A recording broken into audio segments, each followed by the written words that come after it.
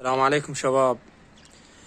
هاي سويت الغلاب هولدر عندي وجبت واير وقلوب وسويته كملته. هاي دقيته من هناك ويا الحافة على مود لا يعظم بي. شوفوا ما يقدرني يلوح عنه. هاي بالليل بعد يقدر انا اشيك على البيض. هاي الضوء موجود وهنا يرتاحن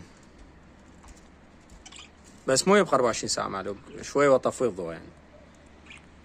شوفوا وهاي شجرة يابسة همينة لقيتها بالشارع وجبتها. شوفوا من القاعية لحد فوق دي فوق. ها كلها سويتها يعني صار مثل المجتمع واقفين عليه.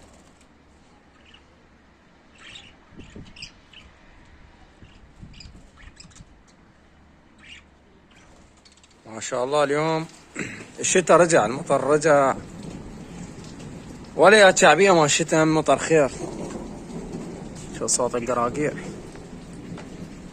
طبعا هذا القفص ما محسب حساب النايلون ما عندي فغطيتهن بهاي الوصل وعندي هاي السفرة. هاي السفرة استخدامها السفرة وغطيت بالقفص. هاي الجو المطر. روحي وين جو المطر؟ امشي اخي يلا زين. بس كم مطر ما يطب لهن والله. صار رطوبة بالقفص وعلى السقف هم معبر مي ما محسب حساب راح تمطر يعني. من نايلون ما عندي ما شاء الله بس هذا شوفه مغلف وكامل ما عليه شيء. باصته الناشفة. الطيرة بيضة الثانية. طبعا البيضة القديمة في حاصتها ملقحة. اول بيضة وبيضة الدجاجة من الحمد لله ملقحة يعني بيض فرخ. شوفوا هسه 3 بيضات جوا، بيضتين مالتها وبيضة مال الدجاج السلكي. الحمد لله البيضة مال الدجاج السلكي طلع الشاد ان شاء الله يطلع الفرخ. هاي قلت لكم فحل الرماني راح هسه زوجن ذني الطيرة والفحل. ذني زوجن اثنيناتهم زواج لهم طيرة وفحل وهذا هاي طيرته نايم على البيض. بس ان شاء الله للاخير يطلع هذا الفرخ مال الدجاج. هاي اجمع عليكم بهاي البيض الصناعي انا خليت هاي السلة للزواج بلكت بيضا بيها. هاي ما شاء الله شوف المطر بالشتاء ما مطرت هيك مطرة بس دني بس يوقف المطر او باكر القى له حل لازم اغلفه.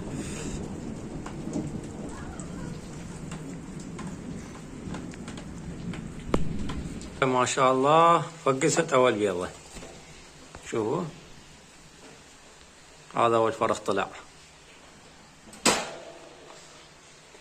بس طبعا صار السالفة بهذا الزوج. تذكرون ذاك الفيديو قلت لكم يومين تفقس البيض لو حسابي غلط لو تأخر يعني. دا على حسابي 6 ايام فرق بالبيض يعني البيض صار له 20 يوم فما اعرف. وافراخ كلن عايشات وكلن يعني بيض 4 انشادات يعني هم يطلعن ان شاء الله. بس هذا اول فرخ فقس اليوم ان شاء الله. الباقات هم يكرمنا كلن يطلعن بس ما اعرف لو حسابي غلط لو هن البيض تأخرن.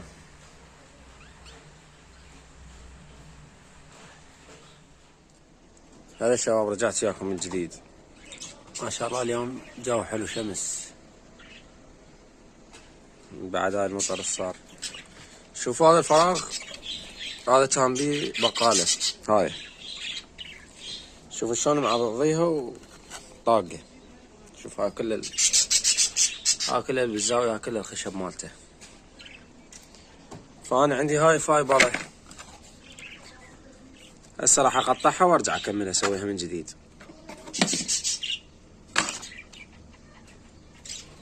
شوفوا كلها تكسرت هايات بعد شلون ماكلي ما بقي بشي.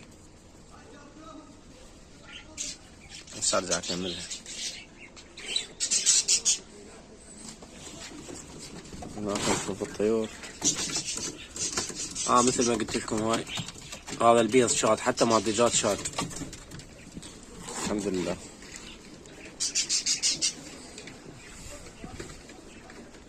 هسه ارجع اكمله وارجع اخليه هناك.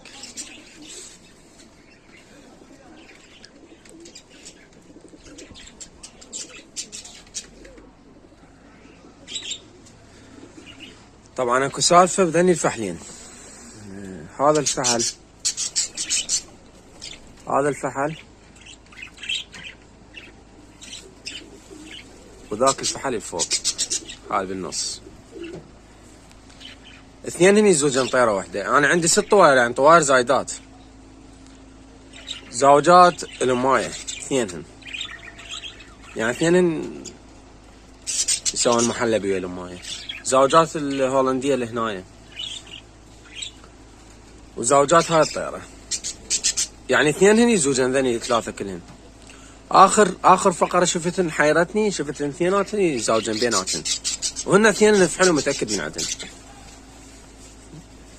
فشنو الخلل ما اعرف صراحة دوخني.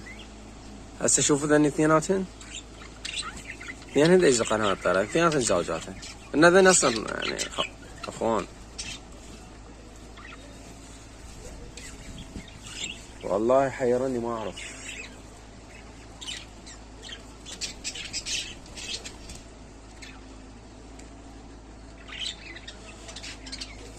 ان شاء الله عن قريب هاي بيضا هاي والهولندية. وانا نشرت لكم تصوير قبله بالستوري موجود، يعني الفحلين يزوجن هاي الطيرة. لا عفوا الهولندية هسه نايمة بهاي البقالة. انا عندي اصلا نثاية زايدة، يعني فحلين يدورن على 3 نثاية.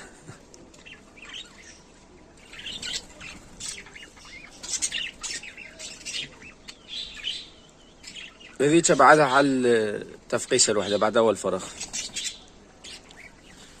كم يوم ويكملن كل التفقيسة ان شاء الله. بس يكبرن الافراخ جدا نحولن هنايا، لان ما بقي يعني ما راح اظن بقي بعد يعني تربية فردية.